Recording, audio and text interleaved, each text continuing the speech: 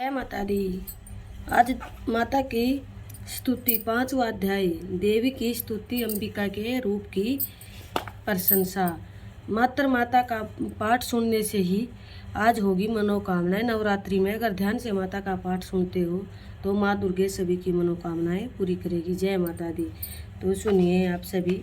ओम ऋषि बोले, प्राचीन काल में शुंभ निशुंभ नाम के दो राक्षसों में बल के मद में भरकर इंद्र त्रिलोकी का राज्य और यज्ञों का भाग छीन लिया। तत्पश्चात इन दोनों असुरों ने सूर्य, चंद्रमा, कुबेर और ब्रह्मा वरुण को के भी अधिकार छीन लिए। वायु और अग्नि के अधिकार भी छीन सब देवताओं को उनके राज्य से निकाल दिया।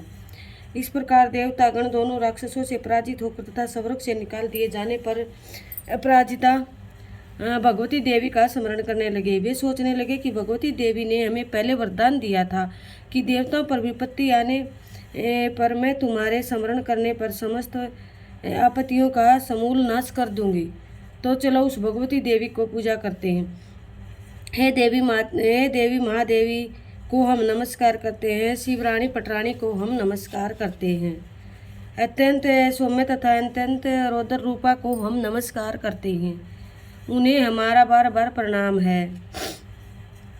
जो देवी सब प्राणियों की में लक्ष्मी को स्थित करती है उसको नमस्कार करते हैं। जो देवी समस्त प्राणियों में व्यक्ति रूप से स्थित है उसको हम नमस्कार करते हैं।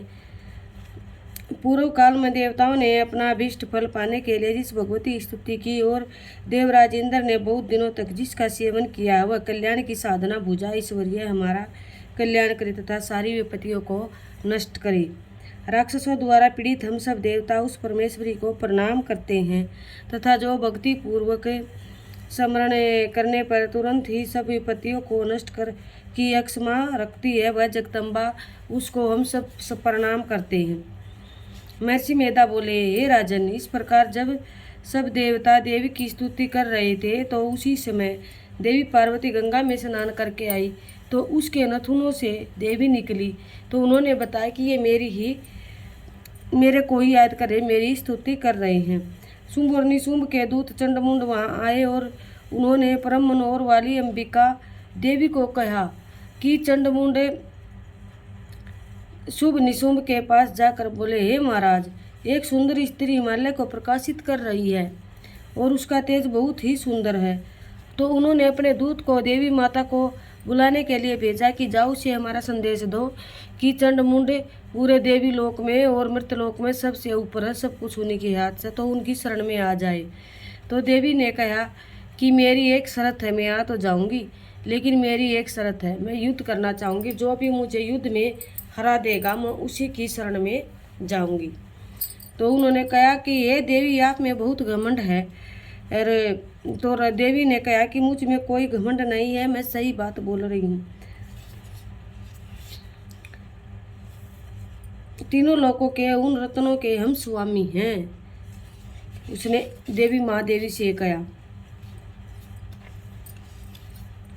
जब देवताओं में से कोई शुंभ व निशुंभ के सामने न ठहर सका तो फिर तुम कैसी कामनी है स्त्री कैसे ठहर सकेगी? दूत बोला देवी के ऐसा कहने के बाद रणभूमि में उसका मुकाबला कैसे कर सकोगी? तुम मेरा कहना मानकर शुंभ निशुंभ के पास चली जाओ।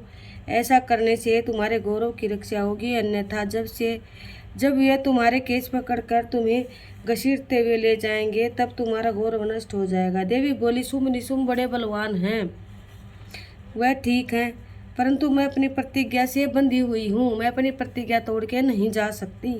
इसलिए तुम जाओ और मैंने जो कुछ कहा है वह आदरपूर्वक असुरराज को कह दो। इसके पश्चात वो जो उचित समझे वो करे। तो सभी को बार बार प्रणाम। जय माता दी। भक्तों, मात्र पाठ सुनने से ही आप सभी की मनोकामनाएं माता रानी पूरी करे। जय जगदम्बे, जय माँ दुर्गे, जय अम्बे। तो आप सभी से यही प्रार्थना है कि पूरा पाठ ध्यानपूर्वक माता दुर्गा का सुने। जय माता दी, जय माँ दुर्गे, जय अम्बे, जय काली कलकत्ते वाली, सभी की भर दे झोली खाली। जय हो।